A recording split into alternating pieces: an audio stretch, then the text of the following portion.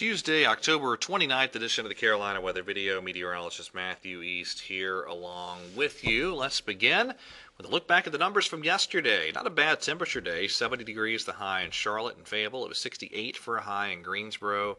69 in Raleigh. 57 degrees yesterday in Boone. And temperatures this morning are not too bad. A lot of 50s on the board. Some 40s in some spots. But look at even up in Boone, it's sitting at 51 degrees during the 5 o'clock hour this morning.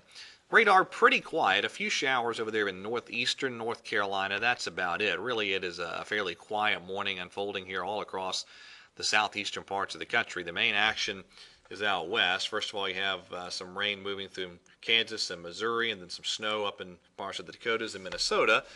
And then here's the core of that next storm system kind of spinning over Nevada and Utah.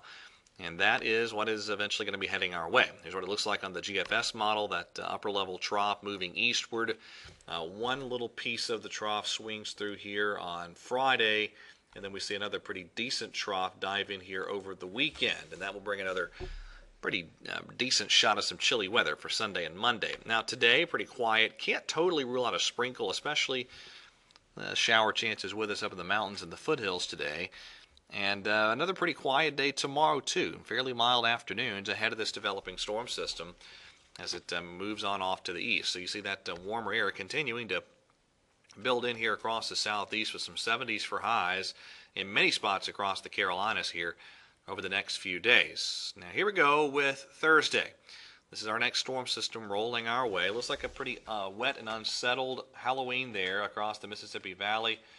Could be a decent severe weather potential, especially there around parts of western Tennessee and northern Mississippi.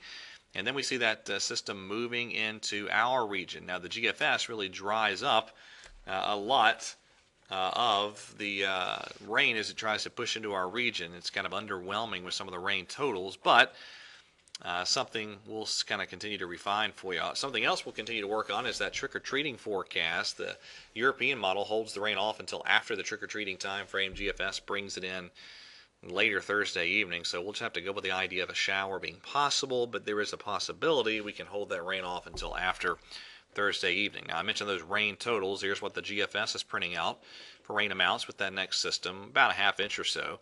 And the European model in fairly good agreement as well in terms of the rain amounts, with around a half inch in many spots across the state of North Carolina. Some of the more specific modeling, here we go with the upper air chart off the European model for today, and we'll take a look at that big trough out west, gradually working to the east. Here's what it looks like by the time we get out to 66 hours, which is midday Thursday.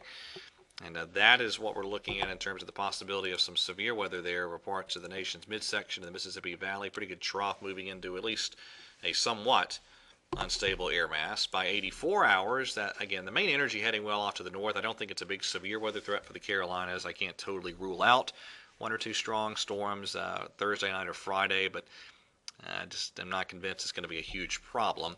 And then you notice as we get deeper into the weekend, let's go out to 114. There's that next trough. Although it's transient in nature, pretty sharp, and it'll deliver a decent shot of some colder air once again.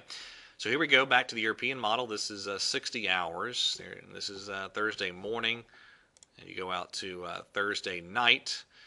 And notice again, this is what happens through the evening hours Thursday, and we're dry for much of the Carolinas there on the European model. However, on the GFS, it's a little quicker in bringing that rain in here Thursday evening. So we'll, again, have to continue to work on that trick-or-treating forecast.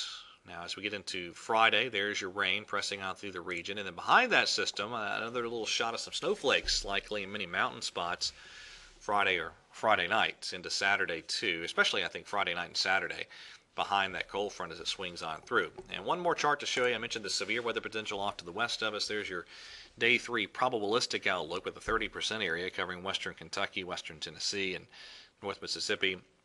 Now, that would be during the day Thursday and Thursday afternoon, so that's something to keep an eye on in that part of the country. All right, that is it for today's edition of the Carolina Weather Video. Thank you for watching. Have a great day, and God bless.